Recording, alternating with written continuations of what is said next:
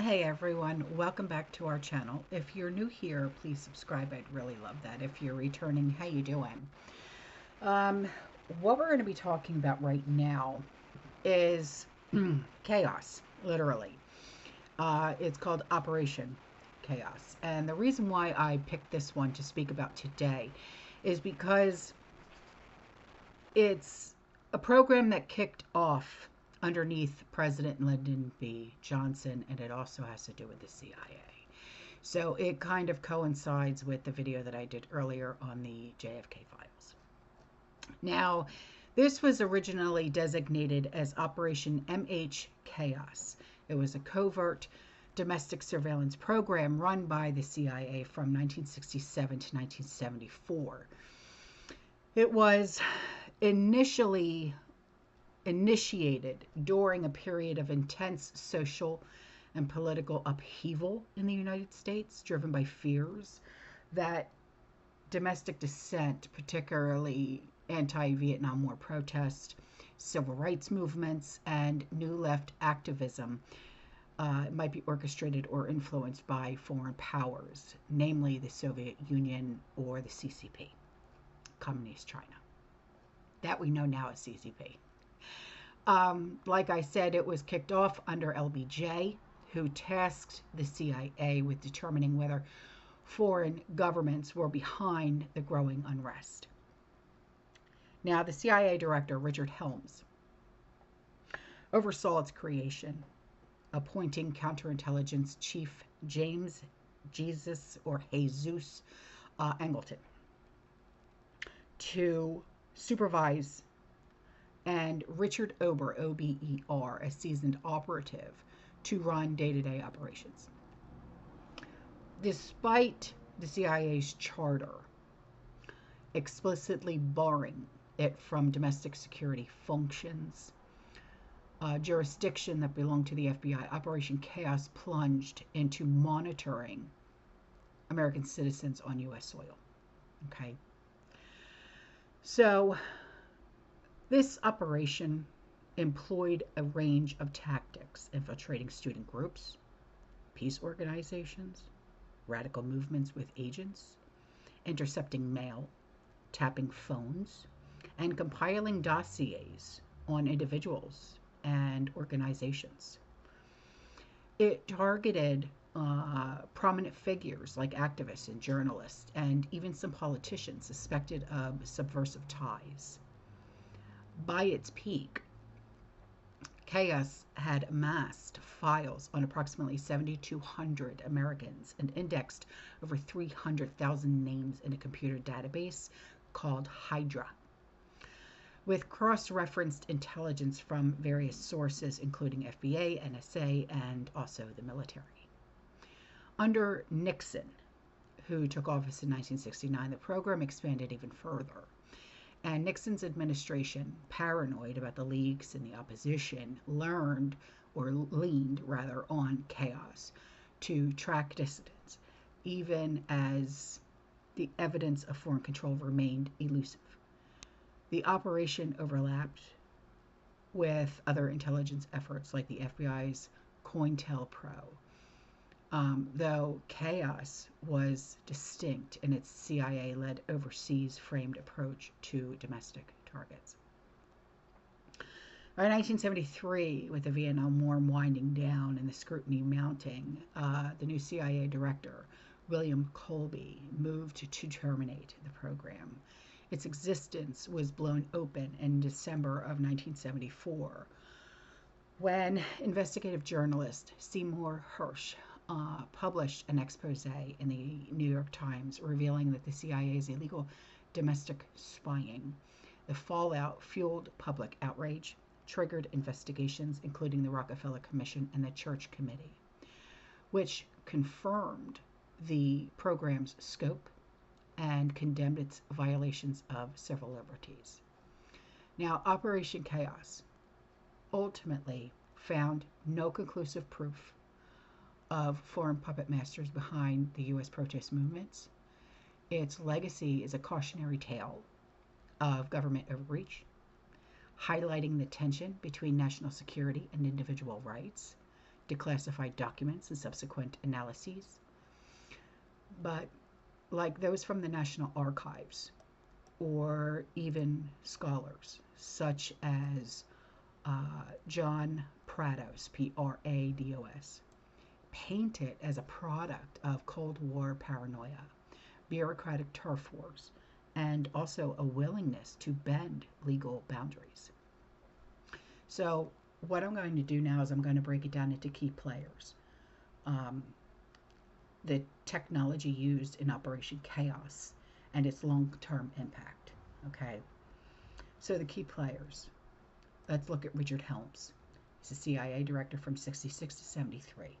He was the architect of Operation Chaos. He greenlit the program under the pressure from LBJ to investigate foreign influence on domestic dissent. Helms, who was a career intelligence officer, navigated the legal gray area of domestic surveillance, justifying it as a national security necessity that is tied to foreign threats. His tenure ended amid growing scrutiny of CIA overreach, and he later faced congressional questioning over chaos and related operations. Now, James Angleton, the CIA's counterintelligence chief, was a shadowy, paranoid figure obsessed with Soviet infiltration. He oversaw chaos, bringing his mole-hunting zeal, whatever, to the program. His influence ensured a broad, aggressive approach, though his tendency to see conspiracies everywhere may have inflated the operation's scope. And Angleton's role ended in 74 when he was forced out by William Colby, partly due to the chaos fallout. Richard Ober, who was the operational head of Chaos, was a rising star in the CIA's counterintelligence division. He ran the day-to-day efforts, managing like agents, compiling data, interfacing with other agencies like the FBI. And his team operated out of a basement office in Langley. It was dubbed the Special Operations Group. And he was the one turning raw intel into actionable reports, though often with little to show for it in terms of foreign links. LBJ was the president who launched Chaos in 67, and he was rattled by the Vietnam War, protest, and the civil unrest.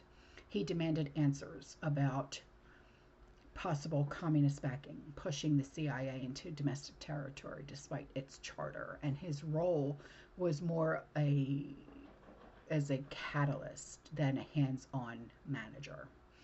Now, Nixon, he took office in 69, and he escalated chaos. It was fueled by his own distrust of the protesters and the Leaguers, and his administration fixated on internal enemies like the Weather Underground or the Black Panthers, aligned with Chaos's mission, even as it veered further from its original foreign-focused mandate. Now, William Colby, he was appointed CIA director in 73, but he shut down Chaos as part of a broader effort to clean house and restore the agency's reputation. And his decision came as leaks and internal pressure mounted, paving the way for public exposure. Seymour Hersh was the investigative journalist who broke the story in the New York Times in December of 74, and his reporting based on insider leaks brought Chaos into the spotlight, triggering investigations and ending its secrecy. Now, the technology that was used for Operation Chaos leaned on both cutting-edge and rudimentary tech for its time, reflecting the late 60s and the early 70s intelligence landscape. You had the Hydra computer system. It was the backbone of Chaos's data management. And then a bespoke database was the Hydra, indexed over 300,000 names, cross-referenced intelligence from the CIA field reports, the FBI files, the NSA intercepts, and much more. It was an early attempt at big data and espionage. clunky by today's standards, but advanced for an era of punch cards and mainframes. It allowed analysis to track individuals and organizations and their connections, and through it often drowned in noise rather than its signal. Now, the mail interception, in collaboration with the FBI and the Postal Service, chaos agents opened and photographed letters, sometimes thousands of them in a day, under the program codenamed HT Lingual. And this low-tech method targeted correspondence between U.S. activists and overseas contacts, often without warrants and violating privacy laws. Now, when it came to wiretapping and bugs, the CIA deployed phone taps and hidden microphones to monitor their suspects, often piggybacking on FBI capabilities, since domestic surveillance was technically their turf, if you will. And this involved analog equipment, reel-to-reel recorders, and switchboard intercepts, capturing conversations of activists and journalists.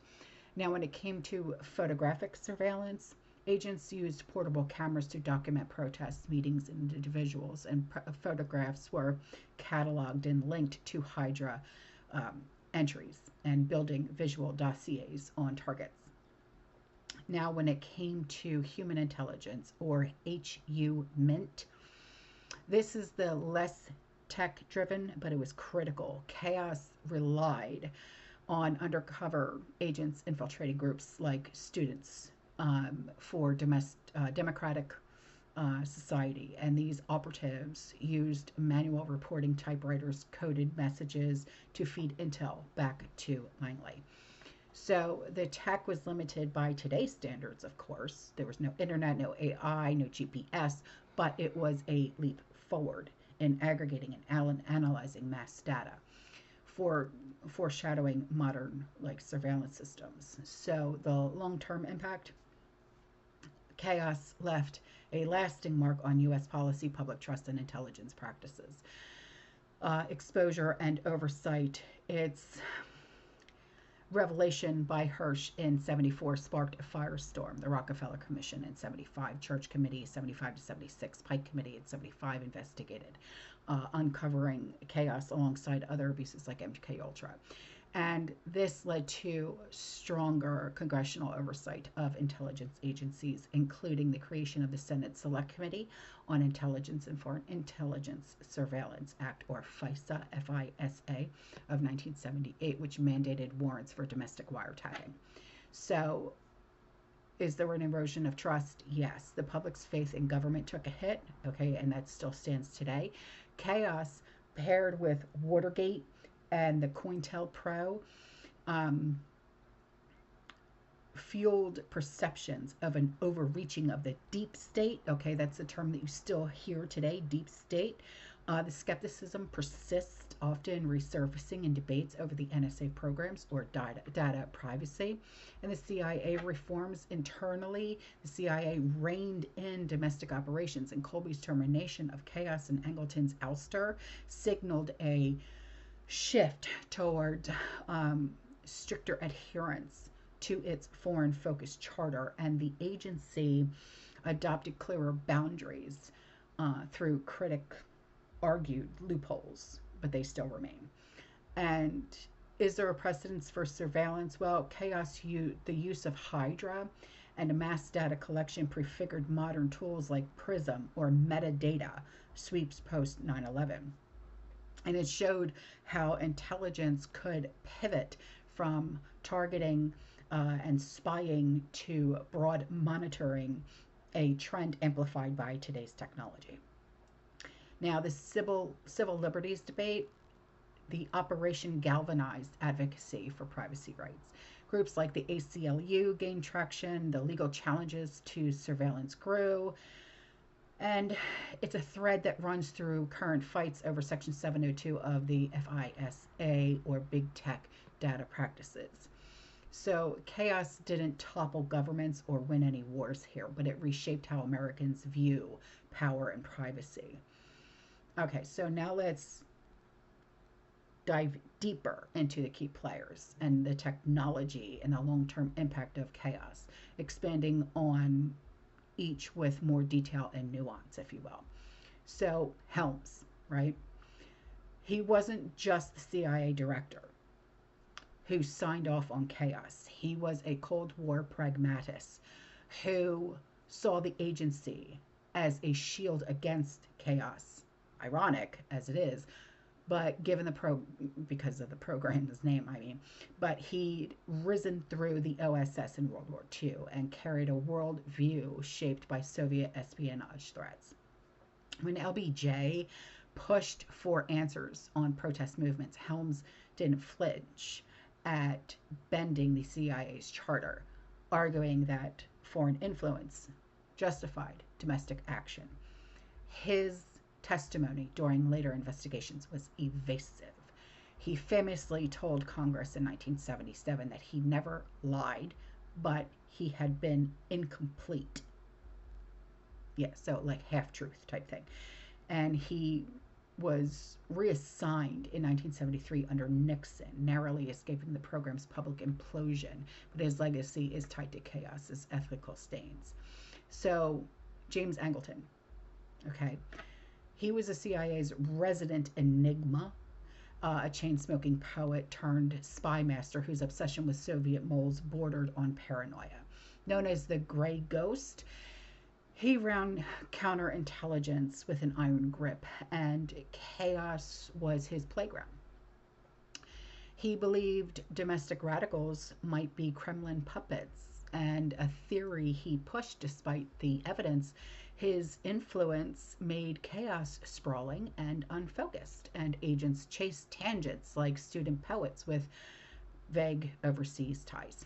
And his downfall came in 74 when Colby fired him after Hirsch's expose, ending a 20-year reign that left the CIA's counterintelligence branch reeling from his mistrustful legacy. So when it comes to Richard Ober, he was the boots on the ground leader. He was. And he was a detail-oriented officer who turned chaos into the machine that it was. And he was stationed in a Langley basement, and he managed a small team, about 40 at its peak, sifting through mountains of data. And he wasn't a grand like strategist or anything like that, like Helms or Angleton was, but he was a technician who made the program tick.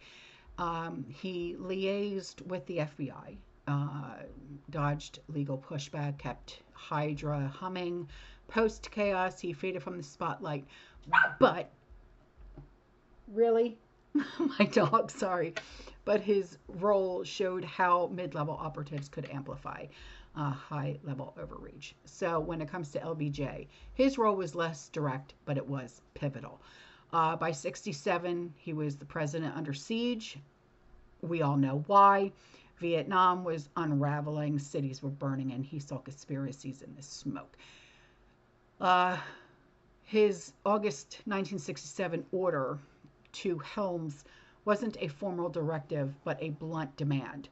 Find out who's behind this type thing. That was his paranoia about communists pulling strings, reflecting his domestic political fears, not just foreign policy. He didn't micromanage chaos, but his pressure set it in motion, and a classic case of executive nudge turning into bureaucratic access.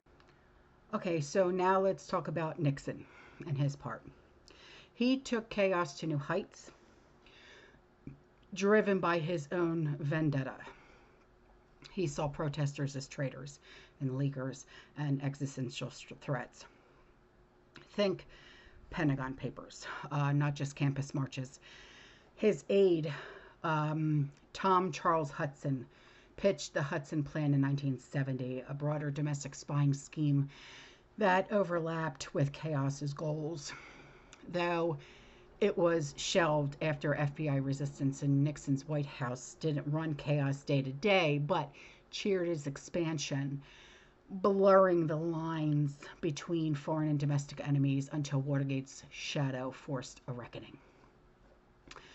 William Colby. Colby was the cleanup crew, okay? He was appointed in 73. He inherited a CIA battered by leaks and internal dissent. He axed chaos, not out of moral outrage, but pragmatism. Its exposure was inevitable. The agency needed a reset. Colby's 1975 Family Jewels memo, it was a catalog of CIA misdeeds, including chaos. It was his attempt to come clean internally, though it leaked and fueled congressional probes. He later testified before the Church Committee, balancing candor with damage control, and emerged as a reformist figure, though some saw him as a scapegoat protector. Now, Seymour Hersh, he was the match that lit the fire. A tenacious reporter, he already had broken the My Lai massacre story in '69, and his December 22nd, '74 Times piece, Huge CIA Operation Reported in U.S. Against Anti-War Forces, drew on whistleblower tips and dodged sourcing. He didn't just expose chaos. He framed it as part of a pattern of CIA overreach, forcing a national reckoning. His work earned him heat from the agency, but cemented his status as a journalistic bulldog. So the technology use, Hydra, it wasn't just a database, okay? It was Cold War proto-AI, okay? This stuff goes so deep, it's unbelievable. I mean, it was designed to handle what we now know as big data, built by IBM mainframes, used magnetic tapes, punch cards to store names, aliases, connections. Think early graph theory applied to espionage. It pulled in raw intel from CIA stations, FBI reports, NSA signals, spitting out dossiers on demand. Its flaw? No real-time updates or sophisticated filtering. No, so analysts, they swam in irrelevant hits like a grad student who once visited Moscow. Still, Hydra's ambition foreshadowed modern tools like the Palantir or the NSA's X-key score. There's a lot. So the mail, okay, this was old school spycraft with scale. Agents at the post office, like JFK Airport, opening letters up to 215,000 by some counts, using steam kettles and then resealing them. They photographed context, indexed addresses, flagged anything hinting as foreign ties. I mean, even for pen pals, radical pamphlets. It was labor intensive, legally shaky, Fourth Amendment be damned, and often fruitless. Most mail yielded gossip, not plots. The tech was basic, but the audacity was modern. So when it came to the wiretapping and the bugs, chaos tapped into 1960s audio tech, rotary phone intercepts, reel-to-reel recorders, and concealed mics, the size of a quarter. Agents worked with Bell Telephone to access lines, often sans the warrant. The planting of bugs in meeting halls and dorms, the sound quality was grainy. Transcription was manual. Typists churned out logs of activist rants. Imagine that. The CIA leaned on the NSA for broader intercepts, but it kept its own ears on domestic targets, a turf war with the FBI simmering underneath. The photographic surveillance, think telephoto lenses and Kodak film, okay? Agents snapped protesters at rallies, tailed suspects with 35mm cameras, and developed prints in dark rooms. Photos were stapled to index cards, filed in Hydra, and used to ID persons of interest. It was slow, days to process, and limited by line of sight. But it was built a visual net around movements like the Black Panthers or the SDS. Now, when it came to human intelligence, no gadgets, okay? Just agents with fake beards and cover stories. I think 007. They joined groups, attended meetings, filed reports, typewriters, coded cables. Some posed as radical students, others as sympathetic donors. The tech was their training. How to blend in, dodge suspicion, extract chatter. It was chaos's most effective tool. Computers couldn't harm the source, but also its riskiest as blown covers fueled paranoia amongst activists. Now, the long term impact, the 1974 expose didn't just kill chaos, it cracked open the black box. The Church's Committee 1976 report, over 1,000 pages, it detailed chaoses alongside assassinations, the drug experiments, the branding it a clear violation of CIA's mandate.